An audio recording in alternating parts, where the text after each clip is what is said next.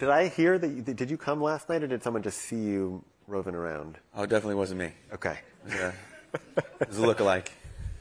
A lot has happened with you in the last couple of years, and that's sort of where I want to start. Really? Yeah, just a little bit. Because there's been a lot of coverage of, okay, all your clients are firing you. Yeah. We won't touch your personal life, but I know a bunch has happened there. You sold your company. Yeah. You haven't said a ton about it, and I'm curious, what is your take? Did a bunch of your clients fire you in the span of a couple of months, or what happened with all Ariana? 43 fired me on the exact same day. Yeah, no. What happened with Ariana, with Justin, with... Listen, I actually, a year after it happened, for contractual reasons, I wasn't allowed to say certain things. But I wrote something called 23 Years. I posted on social media. It was my own words. And I kind of explained why I made a decision to not manage musicians after 23 years. And that had actually happened about a year earlier. But, you know, we're running a big company and there's things that we needed to handle. So I didn't feel like it was the right time. And simply, 23 years of my life, from 19 years old to into my 40s, I only knew being a music manager. 24/7, 7 days a week, every vacation, every holiday, I was on call. And I wasn't on call to one big artist, I was on call to a lot of big artists. And for a large part of my life, I really loved it. But then I had 3 kids, and I went through a divorce. And anyone who's been through a divorce with children knows that is not an easy situation. And I really looked back at my life and realized that, you know, you can point fingers in a divorce and say, oh, this happened, but you play a role in it. And that's why me and my ex-wife are partners with these 3 children. We put them first. And my role was I wasn't present. I was a manager 24/7. And even though I was home, I wasn't being there the way I should. And it led to a divorce. And I realized I might have lost the marriage. I wasn't going to lose my kids.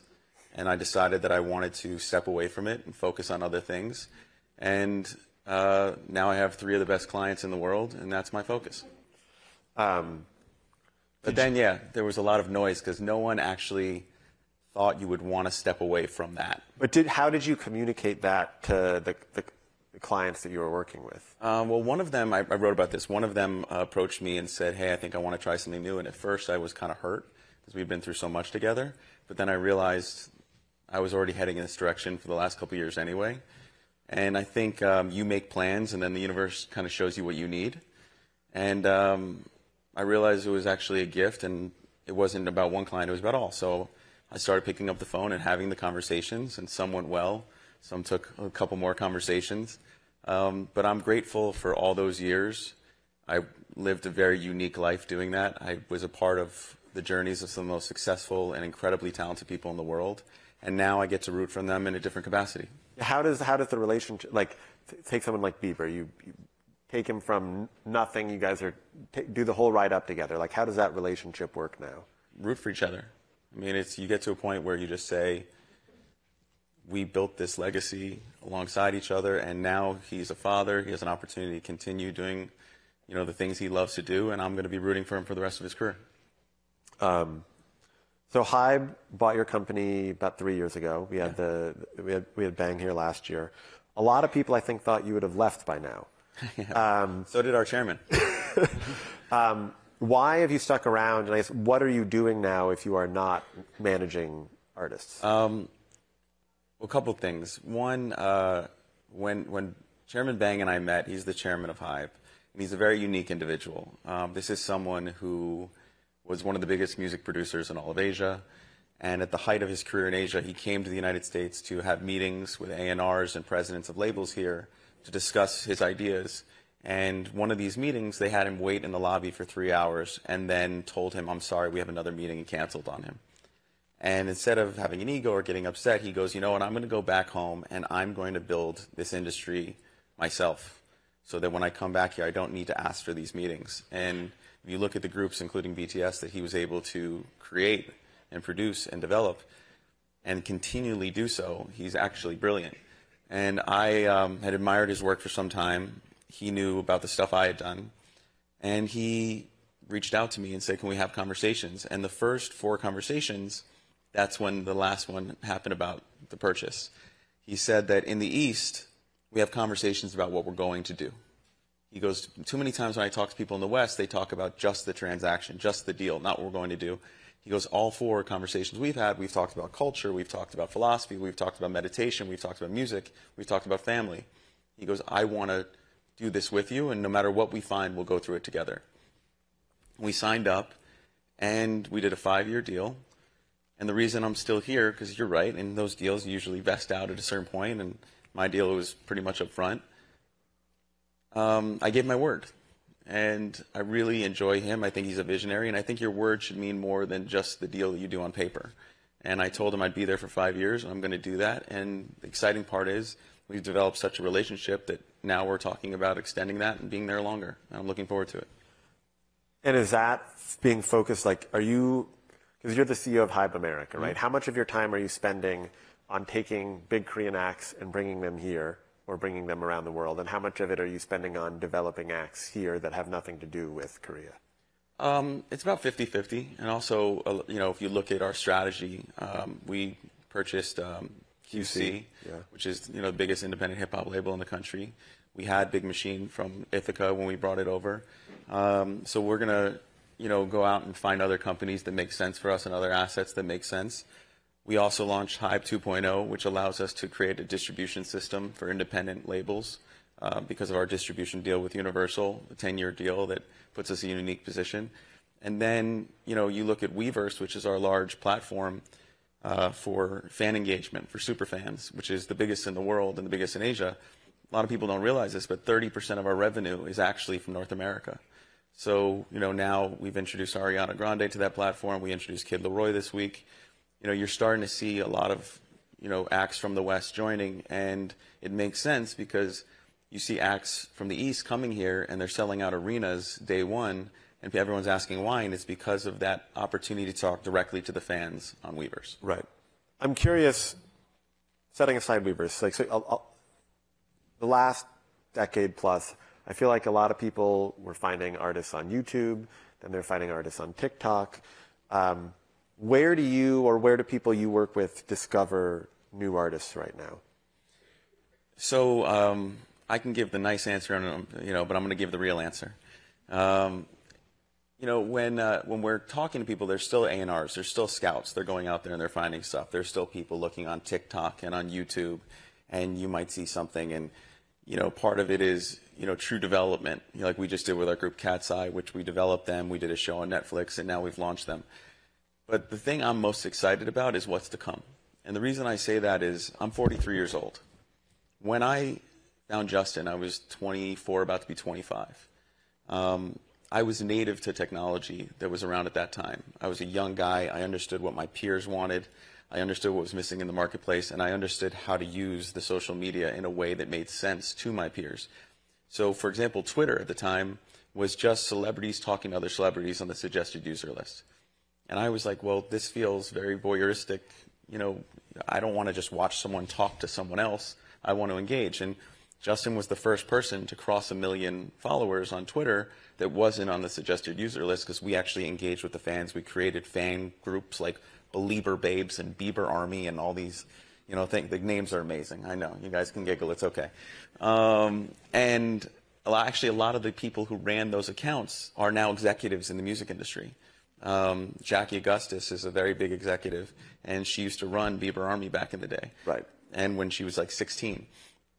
So what I'm waiting for is that next kid who's in their 20s or even a teenager who understands, who's native to that technology and realizes how to use that, the AI that's coming, all the different things, in a way that myself and Bang and my peers just don't. Because it is a youth-driven industry. So when I meet people or they're young artists and they go, hey, what do you think I should do? My response is usually, stop worrying about getting to people like me. You have all the resources to get to the audience directly and your peers. Develop with them. So when you say, how do we do it? It's going to be self-discovery. I just don't know how the next generation is going to do it, because for my dad, it was vinyl. For me, it was mixtapes. For someone else, who knows? Right. As a result of that, do you feel the balance of power in the music industry has shifted more to the artist than when you started? 100%. I think it's shifted to the artist, but there'll always need to be those teams or people that give their all and their heart alongside the artist to develop talent, to understand the marketplace. And, that's what's exciting, because it kind of like where I am in my life. I've never been so uncertain about what's going to happen in my life in the next 5 years, but I've never felt so at ease with being uncertain. And I think the industry is in a very similar place. Right. Well, I would imagine a lot of money helps with that.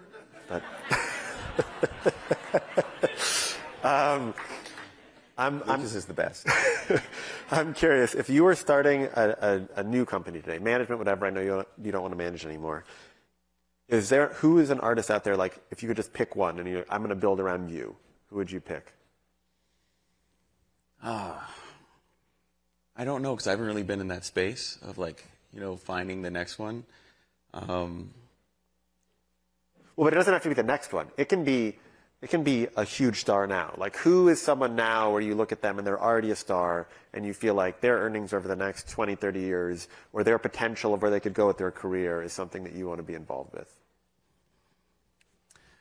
I'm going to give you the soundbite you're looking for, because I just can't help myself. And the PR team is going to be like, what?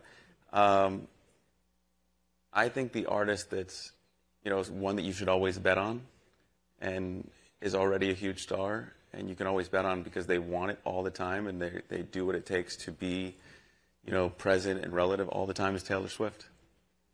I was actually not thinking you were going to say that, but it's an obvious answer.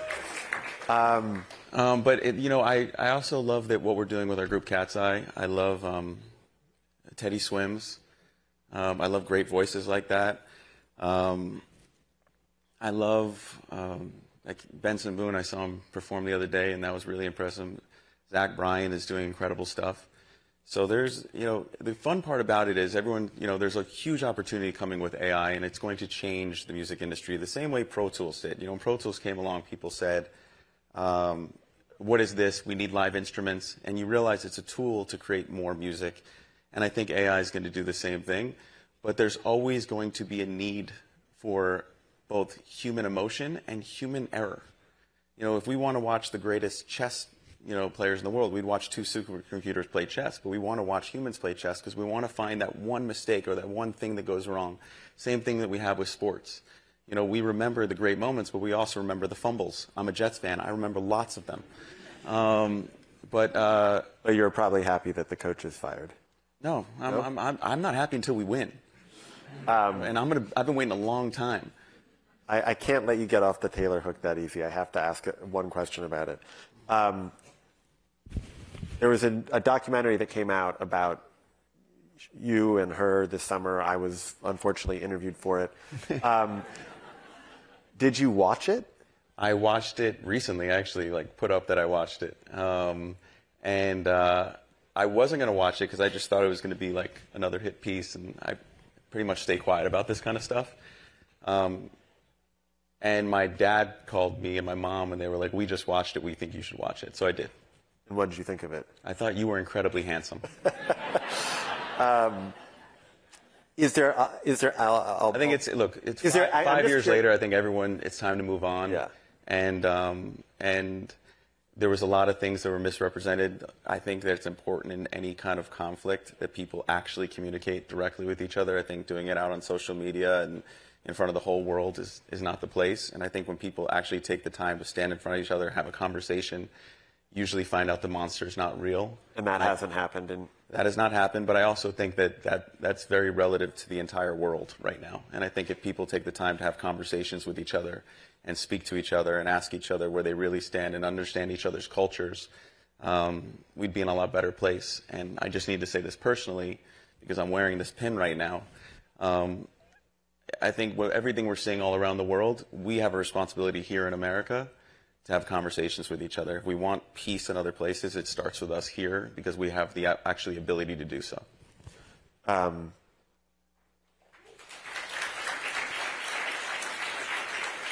You've been, on that note, you've been very involved in the Nova exhibit and a lot of the a lot that has happened related to Israel over the last year. What have you learned from that, and why did you decide to get so involved? Because I just don't think. Listen, in 2017, I was managing Ariana Grande, and we had a terrorist attack at our show, and 22 kids, and parents and kids, were killed by a terrorist attack. And at the time, no one said, "Is that person a freedom fighter?" They simply said, "Killing kids at a music event is wrong." And when I was watching, I suddenly see that the Nova Music Festival is taking place, and 400 kids at a music festival were murdered, and 40 were taken hostage. And people started making it about politics. And I went over there and I met a bunch of those kids, and I couldn't really understand how that was taking place, how we think we've gotten to this place. Maybe it's because of social media, maybe it's because of all the propaganda, I don't know, but we've gotten to a place where we think empathy should stop by choices. And I just don't believe that. I think you should have empathy for all people. And it shouldn't stop. The same way when I had more kids, I was like, am I going to love them more? I had a kid, exponentially my heart grew. And whether that be a kid stuck in a war in Gaza or a kid who's a hostage from the Nova Festival, I think we should have empathy for all people. And that shouldn't be a problem. And I wanted to bring the Nova Festival exhibit to the United States so people could see it and understand what this was. And there's no politics there. There's no flags. It's simply a music festival. When you go, you might see Coachella, you might see Stagecoach, you might see yourself. And I hope it opens a dialogue, and I've been very proud that we've had incredible dialogues at that place, both between Palestinians and Israelis and all different types of people. And at this point in my life, since you pointed out that success, makes it a little easier for me to have uncertainty, my kids are going to grow up in an uncertain world, so are all our kids, and we have a responsibility to do something about it. Yeah. Since you brought up the future, have you what is the next phase of your career? What do you? Oh, I have no idea. No idea. No. Listen, right now, my goal is to work alongside my partner, Bang, and build the best company we can build with the most opportunities for creative people. And that has been my focus. Alongside that, we're doing the philanthropy and we're doing the work with Nova, and, we do other work, whether it be with first responders, families, but, like I said, I made plans for a really long time, and I think the first 40 years of my life, I thought I'm manifesting, and I feel like the second 40 years of my life are realizing a little more surrender, showing up, participating, and maybe the first 40 years we're learning, and the second 40 is a little bit unlearning. I'm wondering, because you've spoken about this, David Geffen, kind of a mentor to you over the years, an idol early in your career. He made a shift after selling his label. He did film and TV stuff with Spielberg and Katzenberg. He's just sort of this guy who looms over everything, right? But it doesn't seem like he ever really took his foot off the gas. It's ironic. You don't know this. I had lunch with David yesterday, and all he talked to me about was how much his foot is off the gas. Really? Well, how much he's enjoying his life. How old is David now? David is 81 years old. Okay. What advice does he give you about what do you think? Look, they asked me upstairs what some of the best advice I ever got, and I actually referenced something that David told me years ago. He looked me straight in the eye, and he said, in 100 years, no one's going to remember me, so they sure as hell won't remember you. Don't have an ego. And I've always taken that to heart, and he always has pushed me to be a better version of myself, and I always find it funny when he's pushing me on his own mistakes. And sometimes as a young man, you have to go through those mistakes yourself. Yeah. But the thing I appreciate the most is, when we were talking yesterday, is this idea that you get to a place in life where you just want to be around the people that you love. And if that's the end game, it's good to start figuring it out now. Okay. We do have one, I think it's a poll question. Correct me if I'm wrong, Chelsea, that I want to throw at you. This is an easy one, don't get me wrong. So which of these markets do you think has the most untapped potential? Wow. No offense, UK, I'm not saying you. Too established. This is exciting. I feel like I want to call a friend. The most untapped potential? Yeah. You could buy a label in one of these markets as part of HYBE, and you think it's going to grow the most over the next 5-10 years? There's an easy answer for you on this one, because you guys are already doing it, but you don't have to. Well, listen, we have a big office and a big presence in Japan. China's an incredible market, but it's really a market that they control. I think the best opportunity For us, if I was to do it, I think Nigeria has incredible opportunities coming. Where I would go next is Mexico. That's what yeah, you guys are doing a bunch in Latin America. Yeah.